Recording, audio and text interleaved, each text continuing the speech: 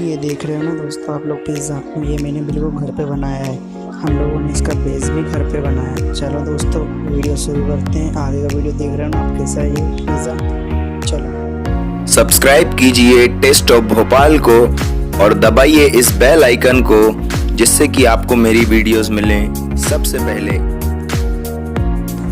दोस्तों हम बनाएंगे टॉपिंग पिज़्ज़ा की टॉपिंग बनाने के लिए मैंने यहाँ पे एक बोल और बोल में डालेंगे। मैंने यहाँ पे लिया थोड़ा सा पनीर। अगर आपको पनीर पसंद नहीं तो आप यहाँ पे मशरूम वगैरह भी डाल सकते हैं। अगर आपको नॉनवेज पसंद है नॉनवेज भी डाल सकते हैं, जो आपको पसंद है उसको आप डाल के टॉपिंग बना सकते हैं। यहाँ पे थोड़ा सा नमक डाला है और नमक के बाद हल्दी, फिर गरम मसाले के बाद लाल मिर्च और इसमें डालेंगे थोड़ा सा जिंजर गार्लिक पेस्ट, अदरक लहसुन का, और फिर डालेंगे हम दोस्तों थोड़ा सा इसमें ऑयल, सरसों का तेल थोड़ा सा, और फिर हम इसको अच्छे से मिक्स करेंगे।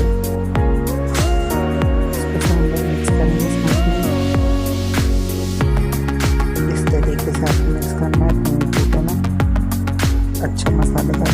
हम लोग टॉपिंग बनाएंगे, पहले थोड़ा सा मिक्स हो जाए, इसमें कोटेड बन जाए तो इसको हटा दें।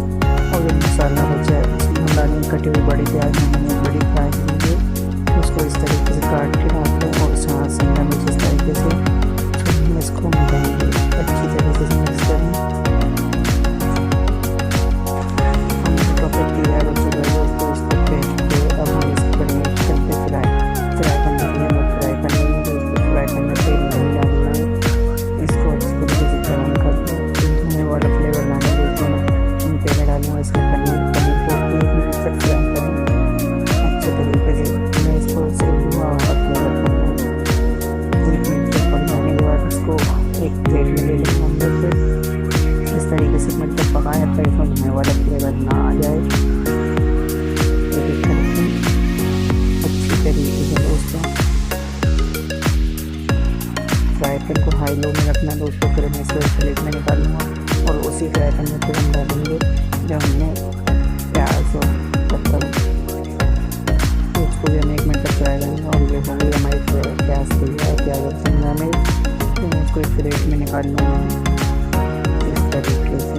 फिर हम इसमें डालेंगे एक टमाटर। मैंने टमाटर को लंबा लंबा काट लिया है। फिर हम इस पर रख देंगे 5 मिनट तक इसको गर्म होने के लिए। अब आप बोलेंगे इस हाथ पे क्यों नहीं फ्राई किया, तो दोस्तों अगर फ्राई करते तो बिल्कुल मुलायम हो जाता है और अच्छा नहीं लगता, इसीलिए हम इसको 5 मिनट तक साइड में रख देंगे। अब हम देंगे पनीर, जब हमने फ्राई कर दिया पनीर, और इसको हम करेंगे छोटे छोटे टुकड़े छोटे छोटे इसलिए करेंगे दोस्तों क्योंकि टॉपिक और अच्छा लगेगा। पनीर पे इसका टेस्ट भी ज़्यादा आता है, टेस्ट अच्छा आएगा दोस्तों और भी अच्छा लगेगा, इसलिए इसको अच्छी तरीके से हम लोग छोटे छोटे कर लें। उनको इस तरीके से फटाफट छोटे छोटे कर लें और फिर हम लोग दोस्तों इसको वापस प्लेट में रख लेंगे। इस तरीके से छोटे करने के बाद मैं इसको वापस प्लेट में डाल दूँगा। प्लेट में डालने के बाद हम लोग लेंगे शिमला मिर्च और प्याज हमने काटी थी, टमाटर, फिर हम इसको छोटे छोटे बारीक करेंगे बारीक इस तरीके से। तो अगर आपको लंबे टॉपिक पसंद है आप लंबा भी रख सकते हो उसको, नहीं तो छोटा कर देना। जो छोटे रहेंगे तो ये और अच्छा लगता है टेस्ट में। इस तरीके से काटने के बाद इसको वापस प्लेट में रख देंगे दोस्तों फटाफट। इस तरीके से काट दें इसको दोस्तों। अब हम करेंगे यहाँ पे कढ़ाई गर्म। हमने यहाँ पे कढ़ाई लगाई, बड़ी कढ़ाई काफ़ी बड़ी है दोस्तों, आप देख सकते हैं किस तरीके से। इसको हम देखिए आप कितनी बड़ी कढ़ाई है। अब इसमें डालूंगा एक बड़ी सी कटोरी नमक। इसके अंदर देखेंगे आप इसमें कटोरा नमक डाल दूँगा मैं और नमक को फैला दूँगा। फिर इसको अच्छे तरीके से फैला दूँगा। यहाँ पे मैं यूज़ करूँगा कटोरी या बर्तन का स्टैंड, आप जो भी यूज़ कर सकते हैं।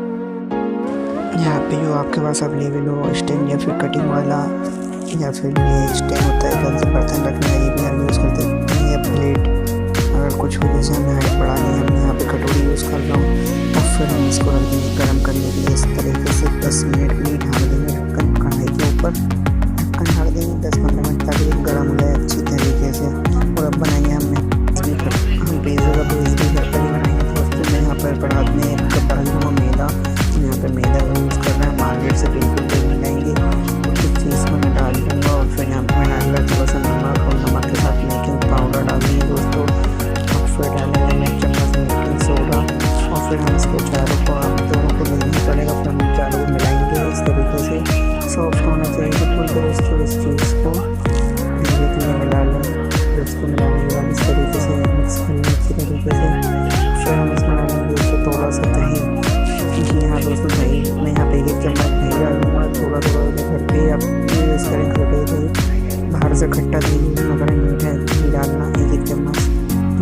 सॉफ्ट इस तरीके से बनाएं इसको। आटा बिल्कुल सॉफ्ट होना चाहिए, बिल्कुल दोस्तों कड़क ना हो आटे। और यहाँ पे हमारा आटा देख सकते हैं आप इस तरीके से बन रहा है।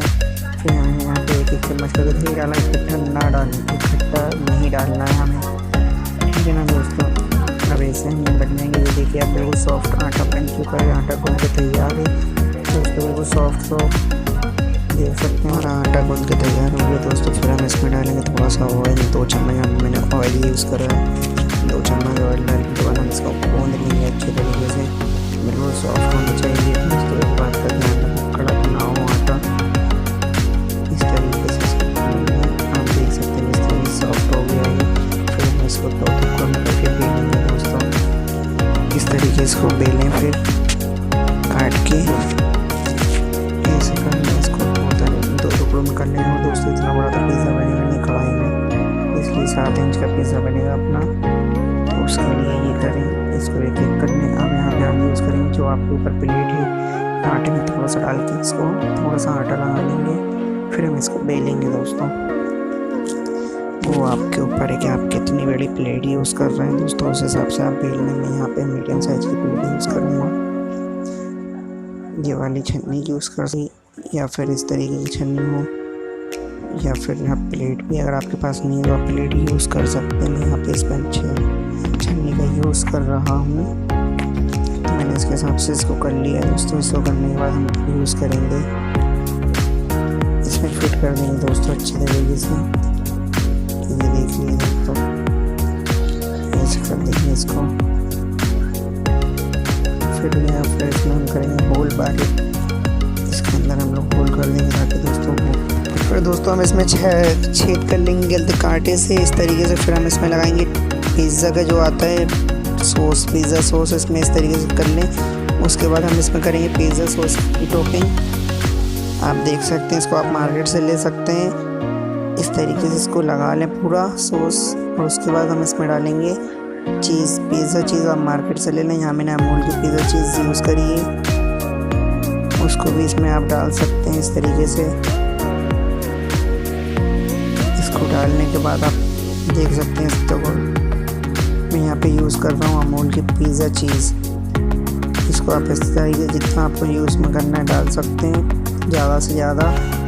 फिर हम इसमें टॉपिंग यूज़ करेंगे, लगाना तैयार किया तो दोस्त रखेंगे इस तरीके से छोटा छोटा, और फिर हम इसके ऊपर रखेंगे पनीर दोस्तों, आप देख सकते हैं पनीर। अब आप सोचेंगे 10 मिनट में पनीर कैसे बन सकता है, पिज़्ज़ा कैसे बन सकता है, तो अच्छा दोस्तों इसमें बहुत टाइम लगता है। इसको हम फिर से करने के बाद रखेंगे कढ़ाई पे, जब गरम करा। फिर और चीज़ अगर आपको ज़्यादा चाहिए तो आप चीज़ डाल सकते हैं दोस्तों, देखिए इस तरीके से आप चीज़ डाल दें इसको। और इसको मैं अपनी सेफ्टी करते हुए इसको, फिर अगर आप चाहें तो प्लेट को किसी भी चीज़ से उठा सकते हैं, अगर गर्म ना हो तो चमीटे से या कुछ से भी। मैं यहाँ पे ग्लव्स में लिए थे, और इसको हम रखेंगे कढ़ाई पे ढक्कन डाल के कम से कम 10 मिनट के लिए हम इसको फिर ढक देंगे 10 मिनट के बाद। अगर आप चाहें तो 5 मिनट बाद हटा के देख सकते हैं, मगर मैंने यहाँ 10 मिनट के लिए ढक दिया था। कढ़ाई पिज़्ज़ा बनाने का बहुत आसान तरीका है दोस्तों। तो हम दूसरा रेसिपी तैयार करेंगे उसी की, जो मैंने प्लेट पे रख कर ली है, हम ये दूसरा भी पिज़्ज़ा बनाएंगे दोस्तों। अब आप दोनों पिज़्ज़ा देख सकते हैं, ये हमारा तैयार हो गया दोस्तों, बहुत ही चीज़ी अच्छे से पिज़्ज़ा, कढ़ाई पिज़्ज़ा दोस्तों आप खा के देखिए इस तरीके से घर पर बनाएंगे दोस्तों। टेस्ट में कोई भी फ़र्क नहीं आएगा इसमें, और बल्कि जो घर पर बनेगा बहुत अच्छा बनेगा, आप देख सकते हैं इसको। मार्केट से कई गुना अच्छा है, अगर आपको घर पर बनाने में बिल्कुल बनाइए। आपको मेरे को मैसेज करके जरूर बताना दोस्तों, जो हमने दूसरा बनाया इसको काट के देखेंगे चीज़ को अच्छी तरीके से, इस तरीके से हम इसको काट दें दोस्तों, देखिए। और फिर हमने जो दूसरा पिज़्ज़ा बनाया उसको भी हम कर देंगे बनने के लिए।